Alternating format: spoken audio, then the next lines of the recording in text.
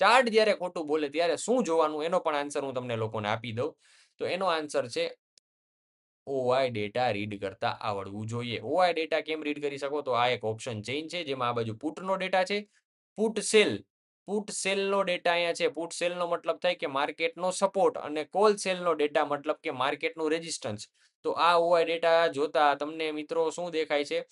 તો કે ભાઈ 24,200 નું શું છે ભાઈ? રેઝિસ્ટન્સ કે સપોર્ટ? તો કે નહીં, કાંઈ નથી. માર્કેટ અહીંયા સ્ટક થયેલું છે. મતલબ કે એટ ધ મનીએ માર્કેટ ઉભેલું છે. તો રેઝિસ્ટન્સ ને સપોર્ટ કેમ ખબર પડશે? તો કે સ્ટ્રોંગ જોવાનો ઓઆઈ ડેટા એટલે કે 20 લાખ કરતા ઉપરની પોઝિશન્સ તમારે લોકોને મેજર કરવાની. અહીંયાથી તમને એક્સપાયરી પણ કહી દી. જો એ મંથલી એક્સપાયરી જોવો તો તમને એક સારો એવો રેઝિસ્ટન્સ ને સપોર્ટ ફાઇન્ડ આઉટ થઈ શકે.